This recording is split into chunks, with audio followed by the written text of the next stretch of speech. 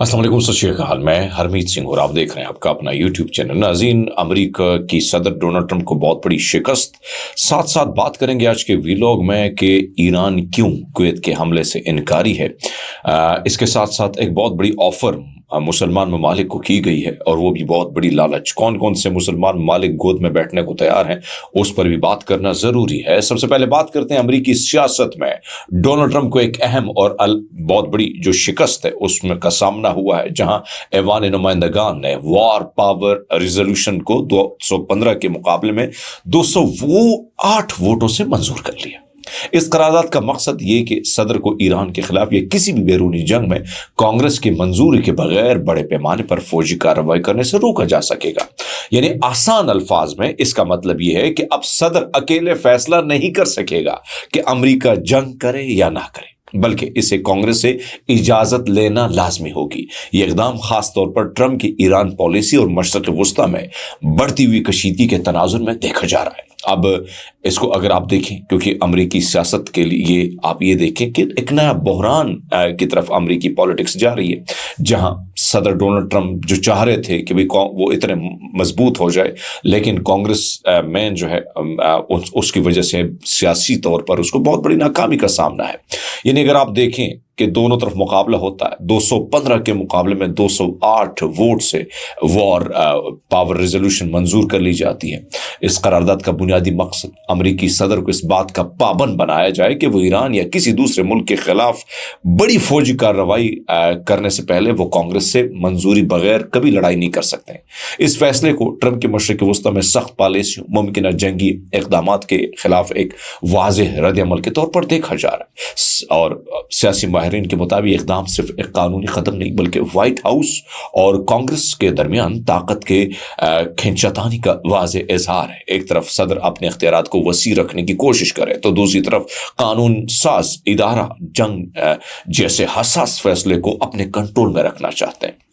अगर मजमूई सूरत हाल को देखा जाए तो यह बिल अमेरिका के अंदर बढ़ती हुई एग्जीक्यूटिव जो पावर है, यानी सदारती ताकत के खिलाफ एक बहुत बड़ा रद्द-ए-अमल है। अमेरिका में तवील अरसे से यह बहस जारी कि क्या सदर को बगैर कांग्रेस के जंग शुरू करने का इख्तियार होना चाहिए या नहीं होना चाहिए। लेकिन ट्रंप के दौर में ईरान मशरिक़ वुस्ता में जो सूरत हाल रही है, उसके वजह से डोनाल्ड ट्रंप इस वक्त शदीद मुश्किलात का, जहनी अजियत का जो है वो उसमें मुब्तला है, और उसकी वजह से उसको एक बहुत बड़ा धचका मिला है, जिससे अब बड़ा मुश्किल होगा कि वो सीधा वॉर में नहीं जा सकेंगे। दूसरी तरफ अमेरिकी सदर डोनाल्ड ट्रंप और नेतन्याहू के दरमियान खित्ते के मुस्तकबिल के हवाले से बढ़ता हुआ इख्तिलाफ सामने आ रहा है।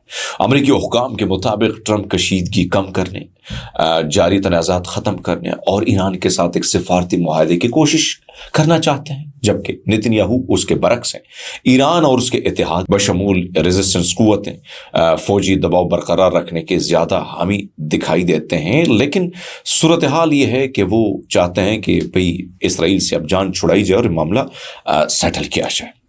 ईरान के जो मुंजमद फंड के एक हिस्से के मामले का जो तरीक़ाकार है, उस पर बातचीत इस वक्त चल रही है। मामले से मैं समझता हूँ कि मुख्तलिफ अल अरबिया ने, जो अल अरबिया के यानी ज़राए, वो कहते हैं कि अमेरिका और ईरान के दरमियान एक मुआहदा आखिरी मराहल में दाखिल हो चुका है। ताहम बड़ी रुकावट जो है ईरान के मुंजमद फंड को, एक हिस्से को संभालना है, यानी उसको उनका वो फंड का जो मामला है उसको सॉर्ट आउट करना है।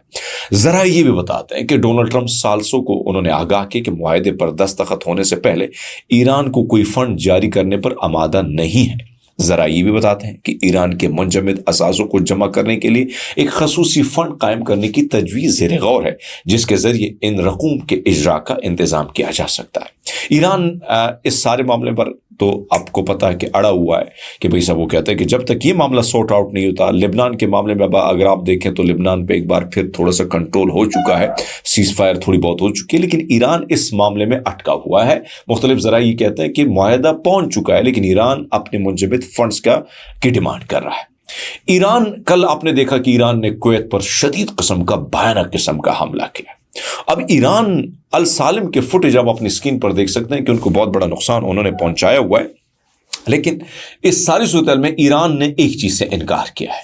ईरान ने कुवैत के हवाई अड्डे पर मिसाइल हमलों की सख्ती से तरदीद कर दी है। یعنی سپاہ پاسداران انقلاب اسلامی کے ترجمان بریگیڈیئر جنرل مہبی نے کہا ہے کہ کویت کے مسافر ٹرمینل پر حملے کے حوالے سے تحقیقات سے پتہ چلتا ہے کہ IRGC ایروسپیس فورس نے اسے ہدف کی جانب کوئی میزائل نہیں داغا ہے، بلکہ اس سے معاملہ ایسا لگتا ہے کہ کھیل جو ہے اس کے اندر بہت کچھ، یعنی کھیل اس جنگ میں ایک اور کھیل کھیلا جا رہا ہے۔ یعنی جو فوٹیج جو ہمارے سامنے ہے، جو میں نے اپنے ٹویٹر اکاؤنٹ پہ ڈالی، اس میں ڈرون دیکھا جا سکتا ہے جس نے کویت کے مسافر ٹرمینل کو نشانہ بنایا، جبکہ ایران نے تردید کی ہے۔ اب سوال یہ کہ حملہ کس کی جانب سے کیا گیا؟ یہ معاملہ ہے کہ بھئی صاحب یہ معاملہ کیا کس نے ہے؟ تو ایک طرف تو دوسرا السالم اڈے کو وہ تسلیم کرے کہ ہم نے مارا ہے۔ میں آپ کو بار بار یہ کہوں کہ اسرائیل اس جنگ کو طول دینا چاہتا ہے اور اس معاملے کو ختم نہیں کرنا چاہتا ہے، اور وہ پھر اسی طرح آپریشن کرتا رہتا ہے۔ لیکن ابھی میں دیکھ رہا تھا کہ دبئی نے کہا ہے، یعنی عرب امارات کہہ رہا ہے کہ بھئی صاحب امریکہ کو چاہیے کہ ایران کو سبق سکھائے، انہوں نے ہم پہ حملے کیے ہیں۔ دیکھتے ہیں آگے کیا بنتا ہے بھئی صاحب۔ اور ایران نے جو السالم پر جو انہوں نے اڈے پر حملہ کیا ہے، انہوں کہتے ہیں کہ جو سیٹلائٹ کی جو تصاویر ہیں، ریزولوشنز پکچر جو ہیں، وہ اس میں ظاہر ہوتا ہے کہ کویت میں واقع امریکی اڈا جو ہے السالم ایئر بیس، وہ جس طریقے سے امریکن یعنی ایران نے اس کو نقصان پہنچا ہے، وہ نقصان آپ اپنی اسکرین پر دیکھ سکتے ہیں کہ کتنی تباہی ہو چکی ہے وہاں پر۔ اب ایک اور چیز دوستوں، مسلمان ممالک کو جو ہے وہ لالی پاپ دینے کے لیے اس وقت اسرائیلی لابی بڑی ایکٹیو ہو چکی ہے، اور چونکہ آپ کو پتہ ہے کہ ابراہیمی ایکارڈ کا معاملہ آیا تو ابراہیمی ایکارڈ کے حوالے سے ڈونلڈ ٹرمپ نے کہا کہ آپ سب نے اس ایکارڈ میں شامل ہونا ہے۔ لیکن اس کے بعد کیا ہوا؟ معاملہ رفع دفع ہوا، پاکستان نے بھی انکار کر دیا، سعودی عرب نے بھی انکار کر دیا۔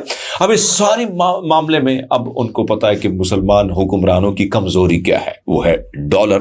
اب انہوں نے کہا ہے کہ بھئی تمام تر لوگوں کو مراعات دیے جائیں گے، دولت، طاقت، یہ ساری چیزیں ان ممالک کو دی جائیں گے جو ابراہیمک معاہدے میں شامل ہوں گے، ہم ان کو کھلا سپورٹ کریں گے، ان پر ڈالروں کی برسات کریں گے۔ اب یہ کون کہہ رہا ہے؟ جیرڈ کوشنر، اور یہ ڈونلڈ ٹرمپ کا داماد ہے، اور یہ آلریڈی صہیونی لابی کا سب سے بڑا ایمبیسڈر آپ یہ کہیں، ان کے لیے بہت بڑی لابنگ کرتا ہے۔